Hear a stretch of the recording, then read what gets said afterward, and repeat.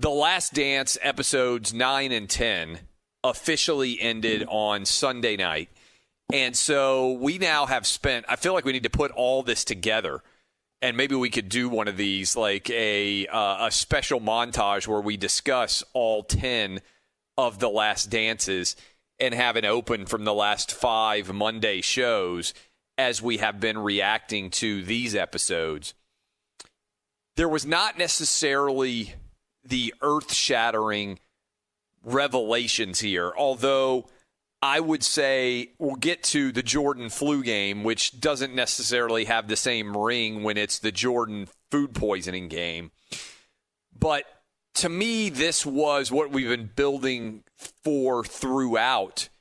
And I didn't enjoy as much the 1998 championship as I did the overall meandering to get here. And we're going to get into this a lot, I would imagine, before all is said and done. But ultimately, I think Michael Jordan won his 7th championship last night. That's even more the case if the NBA doesn't come back. And let me explain what I mean by that. Jordan clearly, at the end of this documentary last night, was making it very evident that he didn't want to end. I felt like we could have won 7, he said. It was maddening to leave at the peak. And I think you kind of knew it was maddening to him to leave at the peak because he came back and he played with the Wizards, which they didn't even mention as if it didn't happen at all.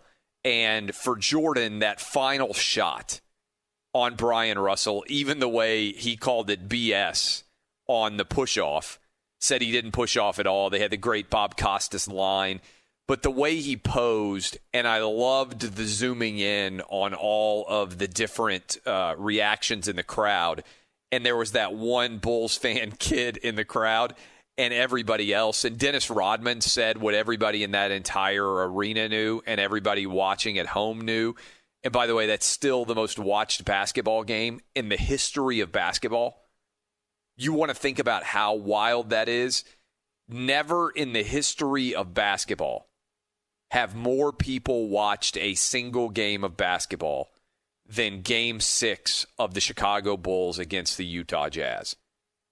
The most watched, since James Naismith invented the game, the most watched game of all time. Jordan brought people into the sport that otherwise were not even basketball fans. And that ultimately, to me, is that moment of him posing as he drained that jumper. There were so many iconic and legendary moments in Michael Jordan's career, but to finish it that way, with that being the final shot that he ever attempted for the Chicago Bulls, is the ending that you probably couldn't have written any better than the way it all finished. And so for Jordan to go off riding into the sunset, at least as a Chicago Bull, with 6 titles in 8 years, and to still feel as if it were maddening to have left then and there, I don't know. The one thing I will say about Michael Jordan's era is I think there would have been so much pressure on Jerry Reinsdorf and Jerry Krause and everybody else that I'm not sure we would have let the Bulls end without being beaten on the court. And so if the NBA doesn't come back this year, and I think the NBA should come back this year, and I think the NBA will come back this year. But if it doesn't, I want you to think about the way that you and your kids and many other people will think about the coronavirus quarantine era 20 years from now. I think you're going to believe and inextricably have connected in your mind this Michael Jordan run in your mind as a big part of what you remember about the coronavirus. And let me explain the way our minds work. We remember everything much better than it actually was. You think about vacations. If you are a parent, there are many vacations you finish and you're like, I want to wring these kids' necks. 10 years later, you go back and you look at some of the pictures or on Facebook or, like you get that memory thing that comes up. And the next thing you know, you're sitting there and you got tears rolling down your eyes. And you're like, you know what? That was the greatest thing ever. Why? How did I not realize that was the best moments of my life? As humans, and I don't know exactly why it is, even times that are fraught with difficulty and peril and awfulness, very often we remember them in a happier light.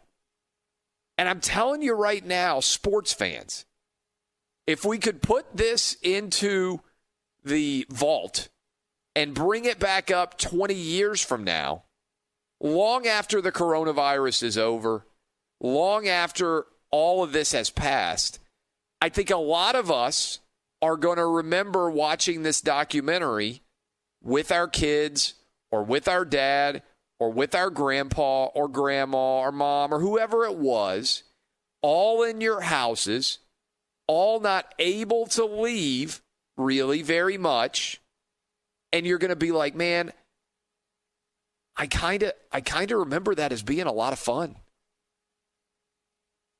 And some of you right now are listening to me and you're like, you are crazy, Clay Travis.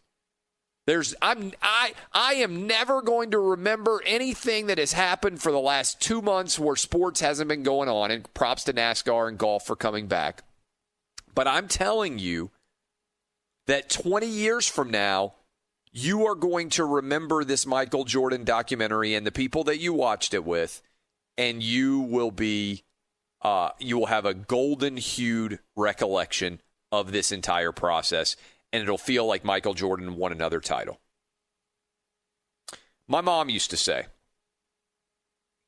whenever my sister and I were home for summer break or Christmas or Thanksgiving or whatever it was, after you leave, but before you have a family of your own, really, that the best feeling a mom can have is having all of her kids, however many there might be, back in the house after they're adults.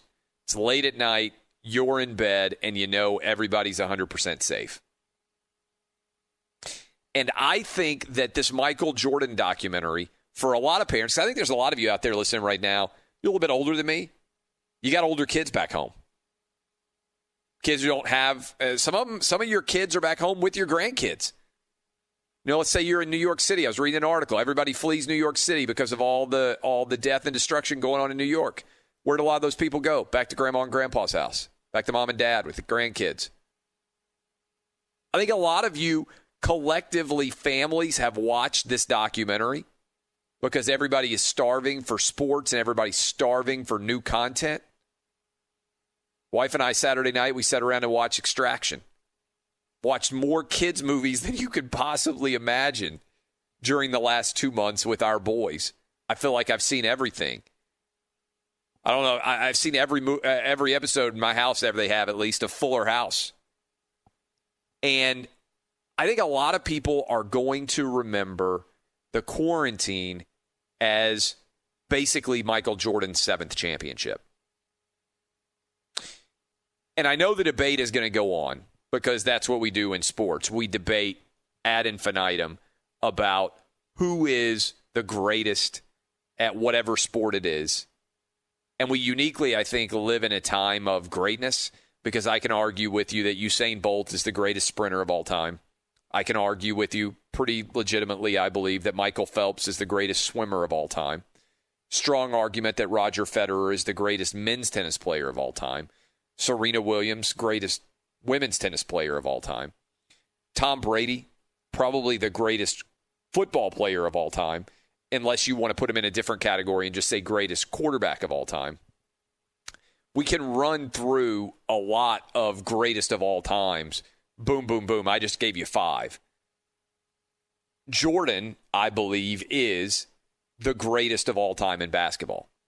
And I don't think I think LeBron would have to acknowledge, and I think LeBron basically acknowledged it. He's tried to argue otherwise. But I think LeBron basically acknowledged that he was never going to be Jordan when he decided to start to emulate Muhammad Ali. That he was never going to be able to rise up and reach the legendary level of Michael Jordan.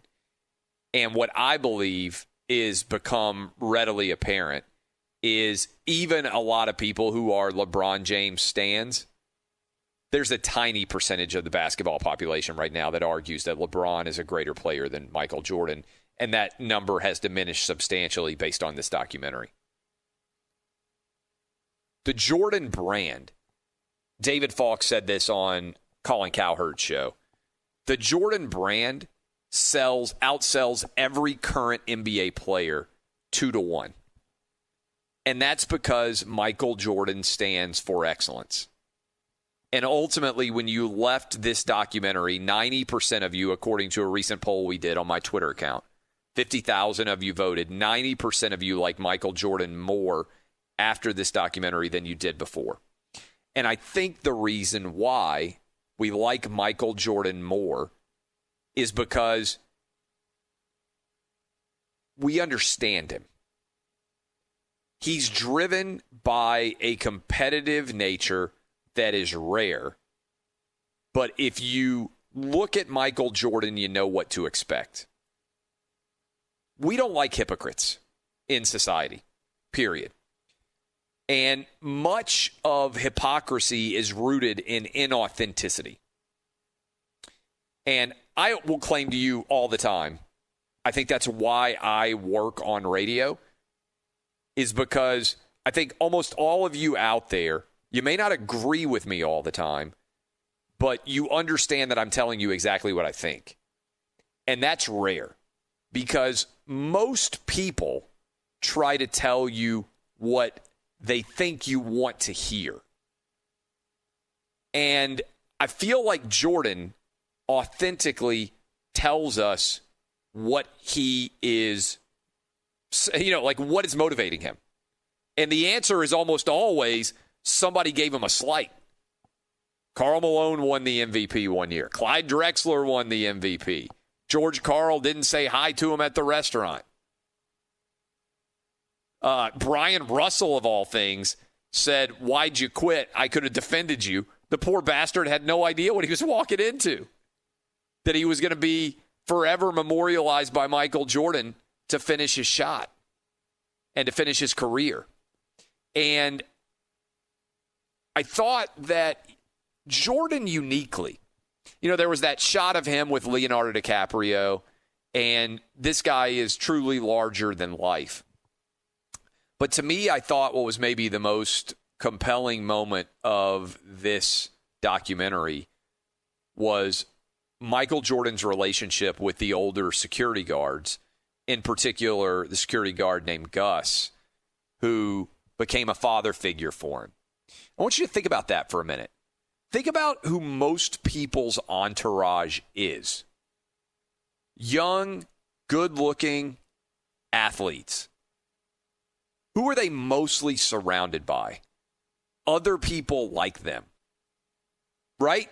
When you really get used to what a young entourage is, whether you're Leonardo DiCaprio and you're in Hollywood, whether you're Dennis Rodman, we're going to get into the WCW thing, which is just amazing in a little bit. But most people's entourage is people who are somewhat like them, but just not as good, right? Usually your entourage is your yes men, your guys who are like, think about who Jordan's entourage was. Security guards. The guy with the perm.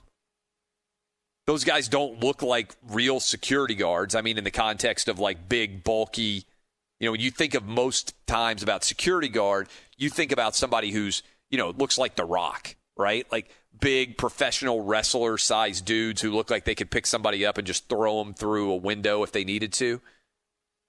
Jordan wanted those security guards to be around him. And those were the guys that he liked to chill with. Why was that? What does that say about Michael Jordan's psychology?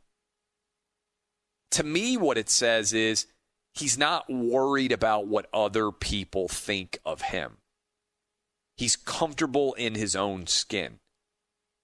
Because most of the time when you psychoanalyze an entourage is about lifting up and making the person who has the entourage look bigger and more powerful and cooler than they already are. Jordan was so comfortable in his own skin that he wanted to spend time with that group of security guards. And that moment where the security guard, Gus's wife, said he got the call. In the middle of the night, Jordan would call him crying about his dad. And that was, to me, just such an unbelievably compelling moment of this documentary.